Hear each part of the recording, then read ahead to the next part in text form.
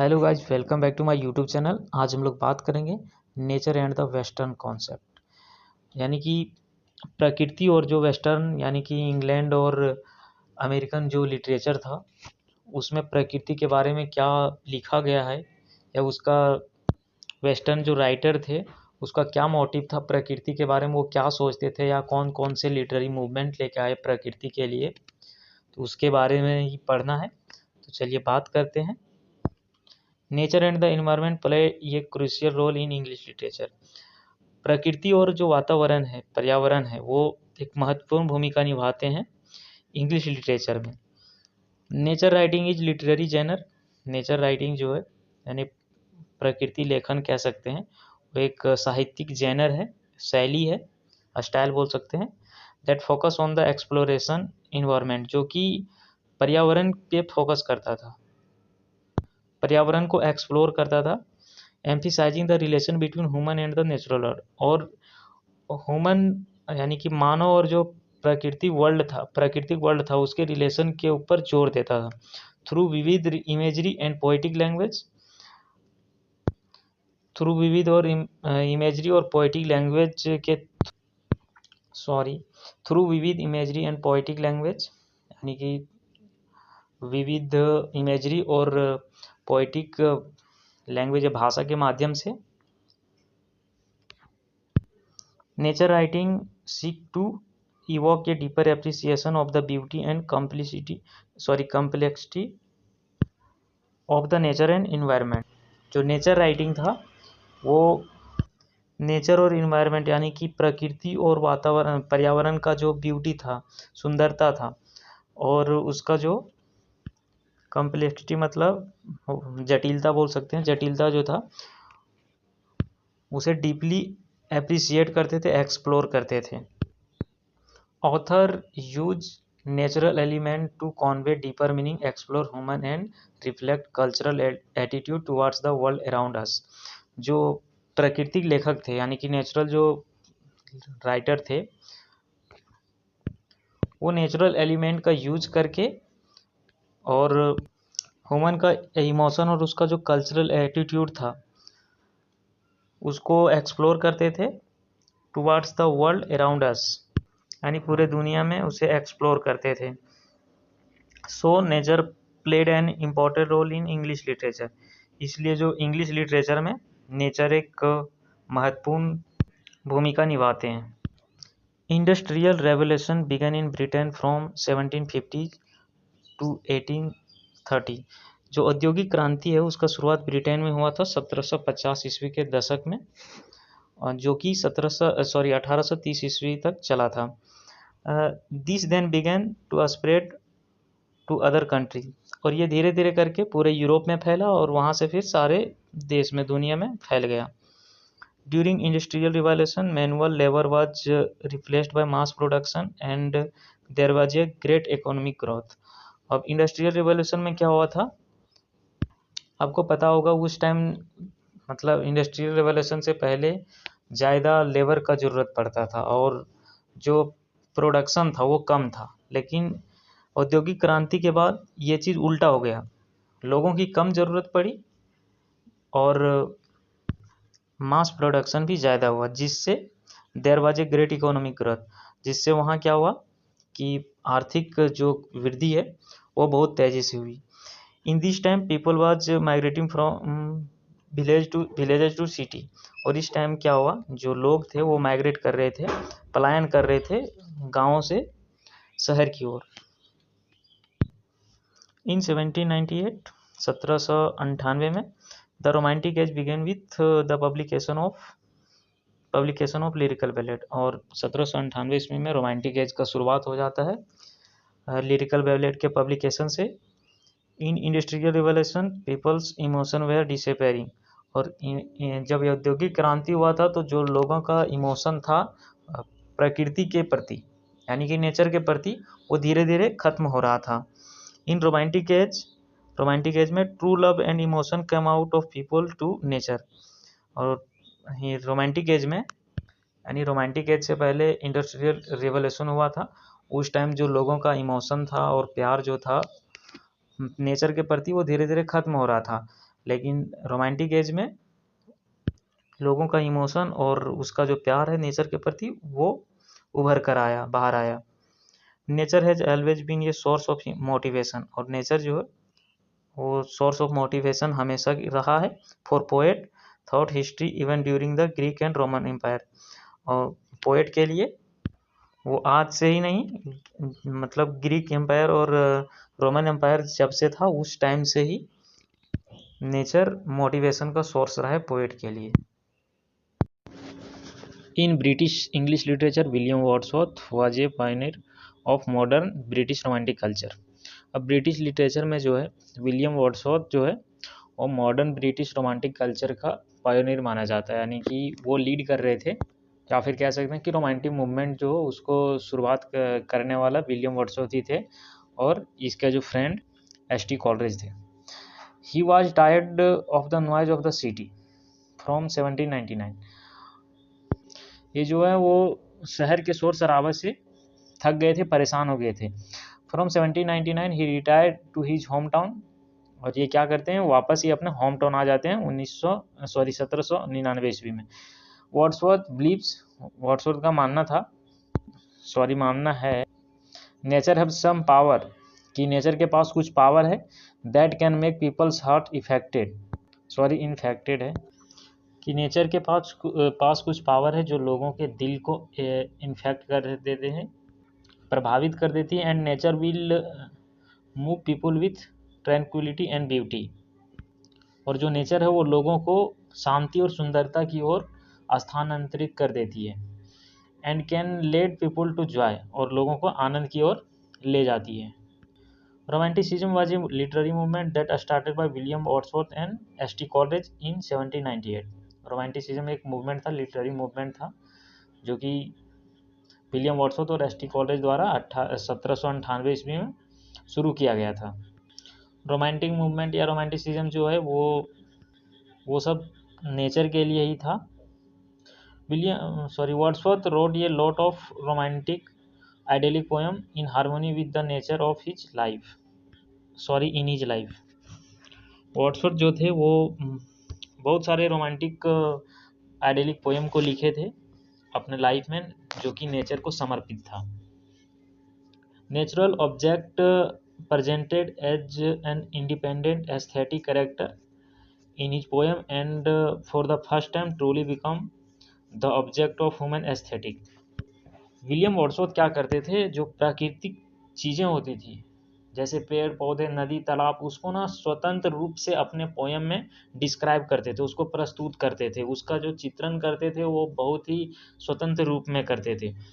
और यह पहली बार था कि जो नेचर है वो ह्यूमन एस्थेटिक का यानी कि मानव सौंदर्य का ऑब्जेक्ट बना, उद्देश्य बना। In the lyrical ballot Wordsworth and S T. Coleridge wrote a lot of ecological poems to praise the harmonious interpersonal relationship between heaven and man. Wordsworth और जो उसका फ्रेंड था एस.टी. कॉलरिज, वो लिरिकल बैलेट में क्या लिखते हैं, बहुत सारे इकोलॉजिकल पोएम लिखते हैं तारीफ करने के लिए किसका रिलेशनशिप, हेवन और मैन का बीच के जो इंटरपर्सनल रिलेशनशिप हो उसके तारीफ करने के लिए उतना वो लिखे हैं।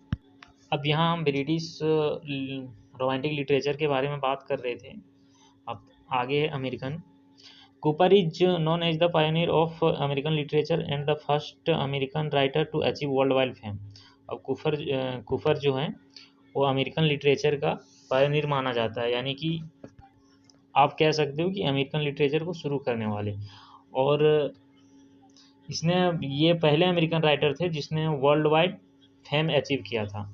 Cooper had a इनेट affinity for the nature from childhood, fascinated by the lake forest and legend of the Indians near his home.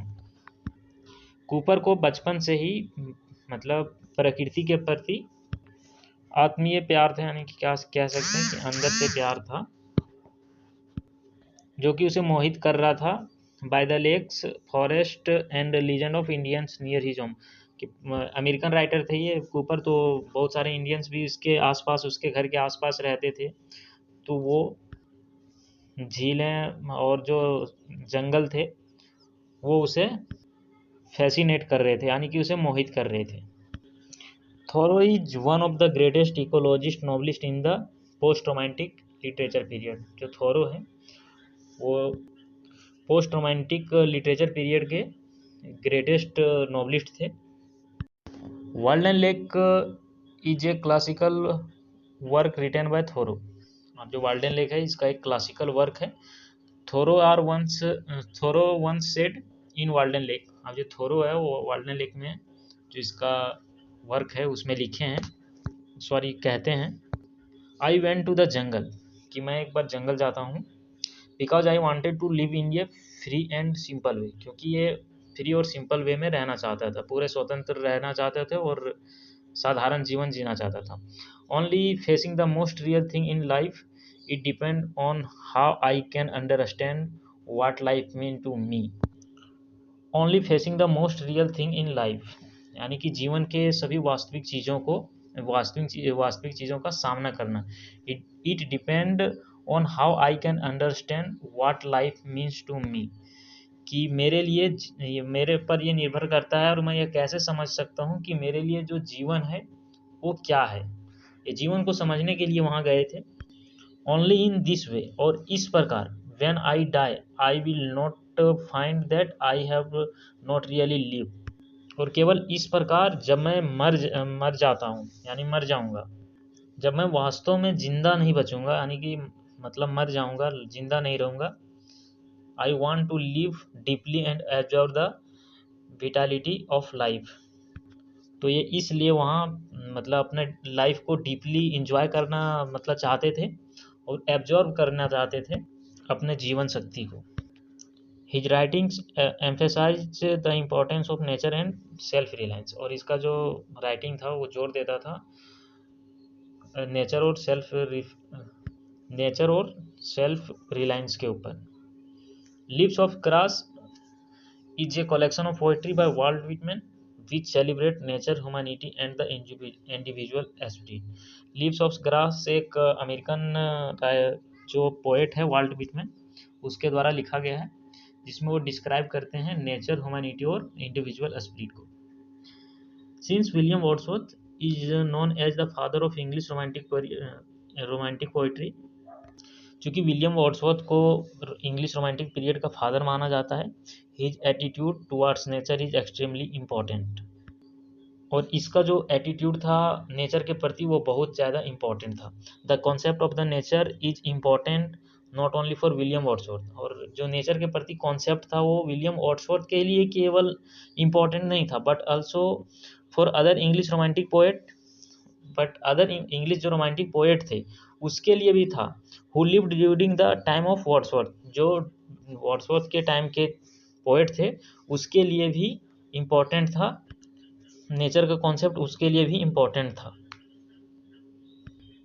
And those who lived after him, और उसके लिए भी था जो इसके बाद, यानी कि विलियम वर्ड्सवर्थ के बाद के भी जो राइटर थे उसके लिए भी इम्पोर्टेंट था, और जो विलियम वर्ड्सवर्थ के जो टाइम के राइटर थे उसके लिए भी था। Nature in itself is very crucial component of English Romanticism, making it one of the most significant characteristic of English Romantic poetry. Nature in itself is a very crucial component of English Romanticism. जो nature है वो अपने आप में एक बहुत महत्वपूर्ण component था, यानी उसे बोल सकते हैं घटक था इंग्लिश रोमांटिसिज्म में, making it to one of the most significant characteristic of English romantic poetry. और इंग्लिश रोमांटिक पीरियड का जो ना बहुत महत्वपूर्ण विशेषताओं में से एक था, यानी इसे ऐसे कह सकते हैं कि जो नेचर है ना वो रोमांटिक पीरियड के जो भी जितने भी पोएट थे, राइटर्स थे, उसके लिए नेचर बहुत इम्पोर्टेंट था। This emphasize on nature become very obvious when looking at lyrical ballad. जब हम लिरिकल बैलेड की तरफ देखते हैं तो इसका जो नेचर के प्रति जो जोर था ना वो हमें दिखता है। The first volume of poetry composed bye William Wordsworth and co-authored by his friend Samuel Taylor Coleridge और जो इसका फर्स्ट वॉल्यूम है उसको कंपोज किया गया था विलियम वर्ड्सवर्थ, और इसके जो को ऑथर थे यानी कि जो साथ में मिलकर लिखे थे, और इसका जो फ्रेंड थे S T Coleridge, Samuel Taylor Coleridge, and published for the first time in 1798, और इसको पहली बार पब्लिश किया गया था 1798 में। इसे 4 बार पब्लिश किया गया, 1798 में, 1800 में, 1802 में और 1805 में। Some famous works written in on nature, कुछ जो फेमस वर्क हैं और नेचर के ऊपर लिखा गया उसके बारे में आगे बताएं, क्योंकि पोएट के बारे में लिखना 8-10 जो पोएट हैं जो जिसने नेचर के बारे में ज़्यादा लिखा है उसके बारे में लिखेंगे तो फिर नोट्स ज़्यादा लंबा हो जाता है, इसलिए उसके बारे में मैंने नहीं लिखा। जो भी नेचर के बारे में लिखा गया वर्क्स था उसके बारे में ही मैंने बताया हूँ। तो जो पहला वर्क है वो है लिरिकल बैलेट। इसको पहले भी बताया कि एस टी कॉलरेज और विलियम वर्ड्सवर्थ द्वारा लिखा गया था, जिसमें 23 पोएम था, जिसमें से 19 पोएम वर्ड्सवर्थ का था और 4 पोएम एस टी कॉलरेज का था, जिसे 4 बार पब्लिश किया गया था 1798, 1800, 1802 और 1805। और दूसरा है लिव्स ऑफ ग्रास, जो कि 1855 में वाल्ट विटमन द्वारा लिखा गया, पब्लिश किया गया था। वाल्डन जो है वो हेनरी डेविड थोरो के द्वारा लिखा गया था, जो कि 1854 में पब्लिश किया गया था। नॉर्थ ऑफ बॉस्टन 1914 में रॉबर्ट फ्रोस्ट के द्वारा लिखा गया। The road not taken Robert frost के द्वारा लिखा गया, तो 1915 में पब्लिश किया गया। टिंटन एबे जो कि लिरिकल बैलेड का एक पोएम है जो वर्ड्सवर्थ के द्वारा लिखा गया था, इसे भी पब्लिश किया गया था 1798 में। द लास्ट मोहिकन्स जो कि जेम्स कूपर के द्वारा लिखा गया था, जो कि अमेरिकन लिटरेचर में वर्ल्ड वाइड फेम पाने वाले पहले राइटर थे। लॉक्सली हॉल 1852 और द एगल जो एल्फ्रेड लॉर्ड टेनिसन के द्वारा लिखा गया है। टू ए स्काईलार्क और टू द वेस्ट विंड जो कि पी.बी. शैली द्वारा लिखा गया है और इसे 1820 में पब्लिश किया गया था। Word to a nightingale the autumn on the sea जो कि जॉन कीट्स द्वारा लिखा गया है। Thank you.